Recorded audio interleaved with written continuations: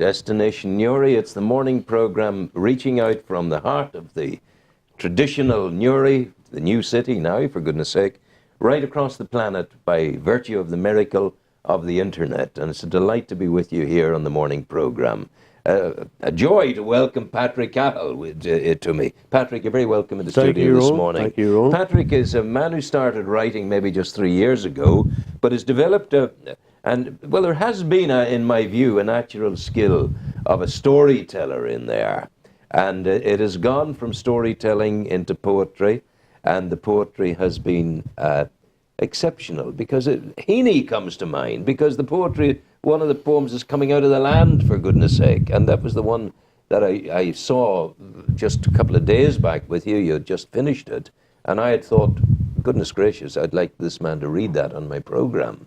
Will you start us off with that one of the land? I will, Ron, yes. This is a poem. My early childhood was on a farm, and this poetry really is, it's I think with good poetry, it should take you somewhere. It should take you somewhere, you know. So this is called Ploughing Time 64, 1964. So you're looking back over the years. It's down memory lane, in fact. More or less, surrounded by the hedgerows of home. Very young childhood memories, you know. Right, okay. But also, memories of a possibly earlier time as well, you know. Okay. Ploughing Time 1964. Horses clattered in the mellow morning mist, and through the tiller's hand through the land. Buckles bright in the gathering light, in the green canvas the artist draws dark lines. With cast iron brush the land is opened. Birds gather to snipe, beak bounding skywards, earthworms still suited in soil make dinner for half-dressed chicks. Fishers bountiful for grateful fowl. At field's end sowers gather, to cast new life to the furrows. Go, little seed, and through the soil drive, reach for the sun and new life, and for reaping time we will wait at meadow's edge by unplaned gate. It's hugely colourful, it's hugely evocative. I'm there. I'm on that farm. I'm walking behind the horses. You know, how long did it take you to write that? Probably 2 to 3 evenings, Rowan. Just to, like most things that I write, I initially do a draft, and then I have a look at the draft, and then I amend accordingly. And poems like this, I just love writing. I love it, and especially lately, I've just really enjoyed the buzz of writing, and people like yourself and other people who have said, I really enjoyed that. That took me somewhere. And I think that's where all good art, good literature, good music should take you somewhere. You know, and some are nice. I know exactly. Yeah, I know exactly what you're talking about. But those images of, the suited worms, the ploughman's hand being drawn by the horses through the land. Yes. The man without the poet's eye and mind wouldn't think that. No. The man would say, the plough is pulled by the horses. Yes. But that's the obvious. Yes. But what holds the plough? I think the hands hold the plough. Yes. So what's the horse pulling? I think what an artist or a poet or a writer or whatever he does, he takes the ordinary and he just puts his slant on it. We see it, but we see it in a different light. But it's the same thing, really. Yeah. But we see it and we word it differently. And And I do believe that we all have that level of creativity in us if we just dig deep enough for it, You have another one for me. I have. The other one. Tell the folk about this one. The other one is probably the opposite end of the spectrum. This was written about when I lived in London, and the sheer monotony of life on the tube and how you poured out of the tube into the city, and I just kept feeling that somewhere there was something better I should have been doing with my life, and so this is called Commuterville. They're all here, dazed and dull-eyed, grappling with the strengthening sun, the morning orchestral manoeuvre, MP3 woodwind, mobiles brass, and click, click, clack, clack, click, click, clack, clack, intercity percussion section, piercing the pillow of morning. I see them, they see me. I read them, they read me. Differently, but all the same. Like adrenaline shot straight into the city heart, it pumps again. They pour out from the train, and in disdain, I join them. Preachers and goths, homosexuals, heterosexuals, bisexuals, transsexuals, hairdressers and fast food outlet floor moppers. People running away and people waiting to be found. Some days I hate them, some days I love them, some days I just hate me. Was there not a nobler quest for me, I asked him, as I joined the light watchers, beings of the frustrated motorist who was already 15 minutes late to make matchsticks out of logs. Yes, cries my heavenly Father, there was a nobler quest for you, but I give you the free will to mess it up, and you didn't disappoint. So don't blame me for your pain as you huddle in the rain, and in the distance you hear the train. Click, click, clack, clack, click, click, clack, clack. I see me in the shop window, looking at me, balding, grey, 50-something, failure buried alive deep in my psyche. I see the burden of myself, waiting for a TARDIS to go back and fix it all, to purge the me and I from feeling small. Listen,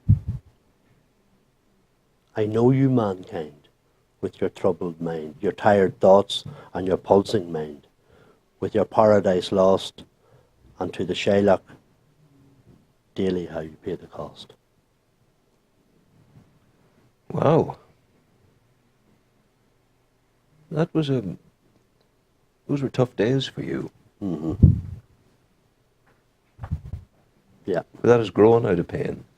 Yeah, but there's a level of understanding there about there's a better thing to be doing, probably. We all need to be doing what we feel we should be doing. I felt at that time I shouldn't be doing that. Yeah. I should be doing something else. So many people spend an entire lifetime unhappily doing what they do, Yeah. with the quiet knowledge under the surface that I should be somewhere else, doing somewhere else, making more of an impact, being a better person. Yeah. But God comes into that there. There's a spirituality there. Absolutely. I mean, God comes into everything, Ron. Mm-hmm. That's the bottom line. God comes into everything. I mean, you know, God is creativity. And we have that creativity inside us. Some of us block it. Well, you blocked it all your life until 3 years ago. Yeah, absolutely. What was the catalyst that allowed you to make the change? Well, you know, the kind of job I was in, I was getting to the point where I just didn't want to do it anymore. I wanted to write. I always wanted to write. I never really.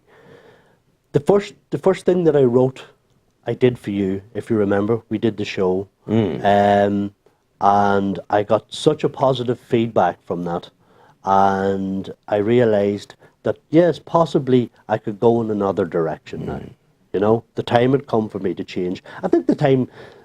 A lot of people, they come to a point in their life where they realise they either have to stay on the path they're on or move to another path. The time had come for me to move to another path. And you had the freedom to do that. You know, well, I had to make sacrifices. Have to be made with change. You know what I mean?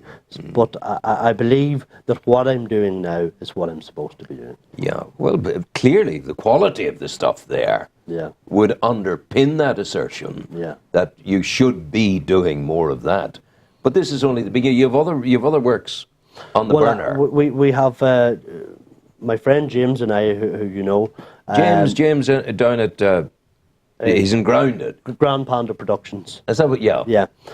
James and I are meeting with the Northern Ireland Film Board at 12 o'clock this morning, sorry. And we have a short film script which we believe we're going to get funded for.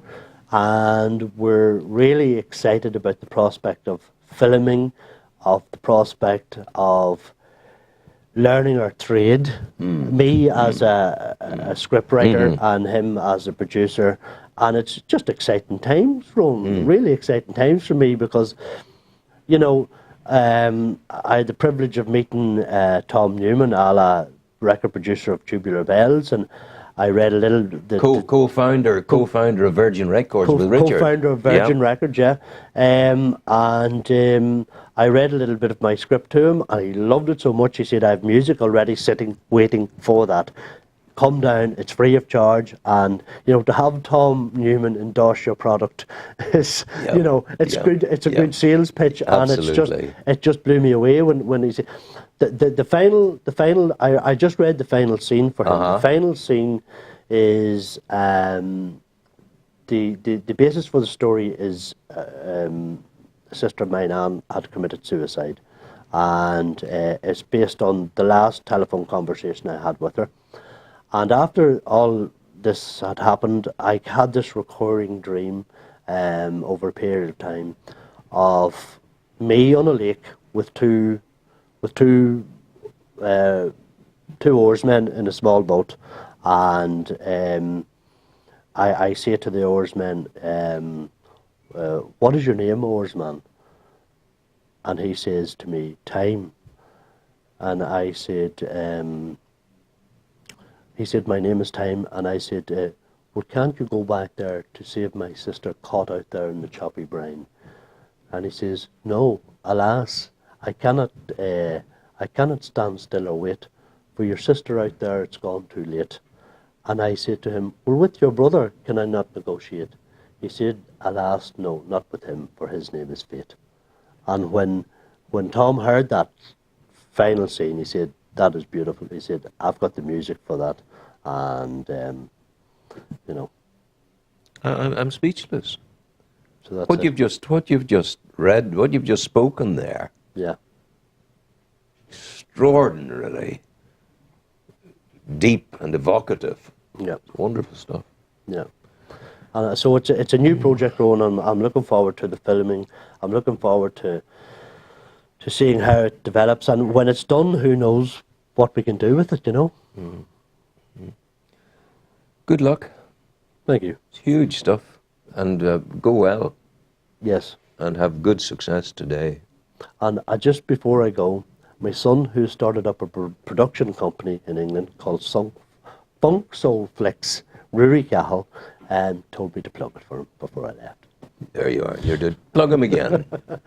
What's his name? What's the name? Cahill, owner and director of Funk Soul Flicks. They Funk do Soul Flicks. Promotional videos for concerts, etc., etc. Well, we'll stop you there because we do promotional videos as well. If we allowed you to continue, there would be turkeys voting for Christmas. He's based in England. We're based in Timbuktu as well. We're all over the world. Won't impact. But listen, good luck to him. Thank I you. jest. Good luck to him and let him go well. Yeah. But it's great to see new talent coming forward, and we wish you well. Yeah. Thank you. Some music, maestro, please.